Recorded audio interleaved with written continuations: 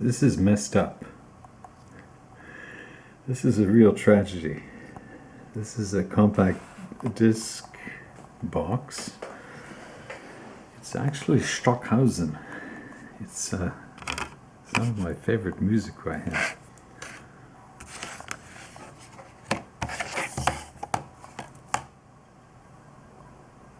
Good stuff. Brilliant stuff. This was the second copy that I never opened before, and I just opened it out of curiosity to discover, to my despair, that there is a layer of crud, little foam crap all over these discs. So here we see the magnitude of the problem. This will all have to be carefully removed from the disc before it can be played. And moving right along. Still deciding exactly what the next step should be, because I do have options, one of which is to soak them in soapy water and see what happens. Okay, I'm deciding to go with the following strategy. I'm going to use a very special lubricant to try to seduce this styrofoam, which has embedded itself into the disc, to loosen up and come away freely. I don't think soap and water is going to do it. Okay, so I have quite a task in front of me here. To get in there and dislodge. The thing is, this foam has really worked its way into the disc. And this disc is not exactly obtainable anymore. Stockhausen wasn't a big seller.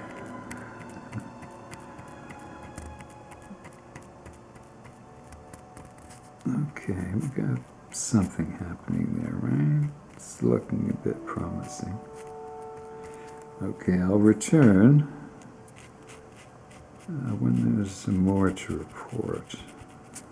But as you can see, there's going to be a lot that takes place off camera that you don't see. Well, as you can see here, it doesn't look very promising.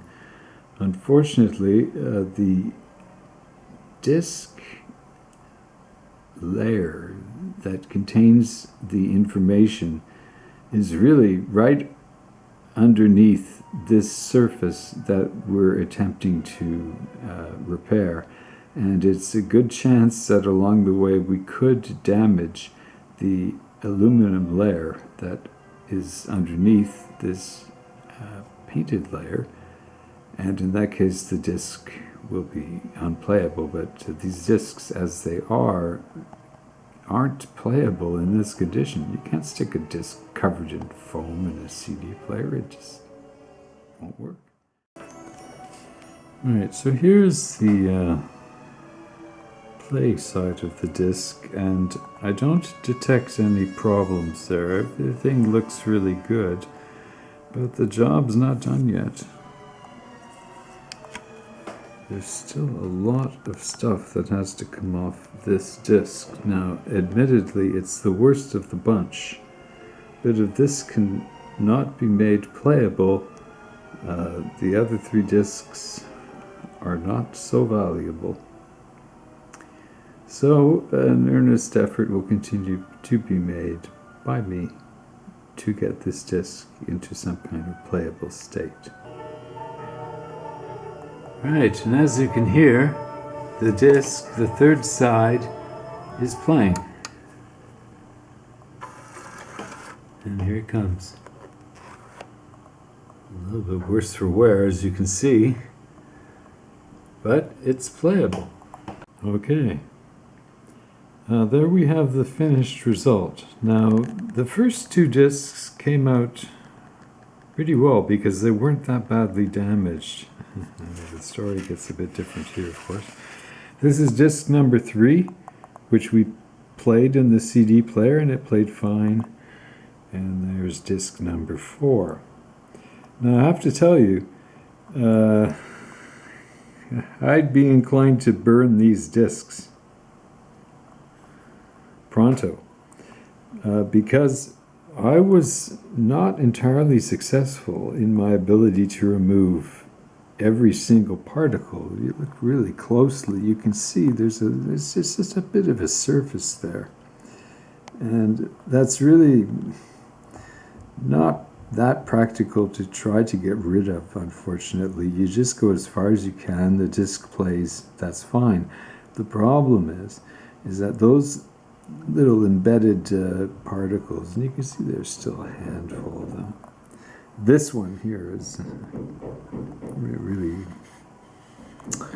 particle free, but this area here, all that's all basically gone. That's see-through. You can see right through it, but there's nothing there. That's that's a no data space. There's the table of contents right there, and it's getting pretty marginal. Right there you can see it's kind of cutting in, but it had no trouble reading the disk. So we're all right, I suppose. But it's a shame that PolyGram did that. They made 2 mistakes. One was the paint that they used on their CDs in the early days. It absorbed moisture and became rather tackified, as they liked, as is said. The second thing was, as you can see with this disc here, they put a piece of foam in there to separate the discs. And it was a catastrophically bad decision in view of what we just saw. Because if there is somewhere a stockpile of these discs waiting to be sold, well, they cannot be sold. They have to be checked. And well, I guess if they're in that condition, the condition that these discs are in, they'd go straight into the trash bin. They'd go straight into the dumpster. No one would spend any amount of time trying to recover them. No. So be it. I guess if there's any conclusion here, it's that nothing lasts forever. But if you store your CDs in this jewel box, as the inventor of the format intended you to, and so long as you remove the foam rubber, you buy the disc, you open it up, you get rid of that stuff, the disc should last for a very, very long time, especially these stamped discs. Now, I can't say that these ones will last forever, but I'm hopeful. This is the first time I've encountered this problem, and I hope it turns out to be the last. Yesterday we cleaned a record, today we cleaned some CDs.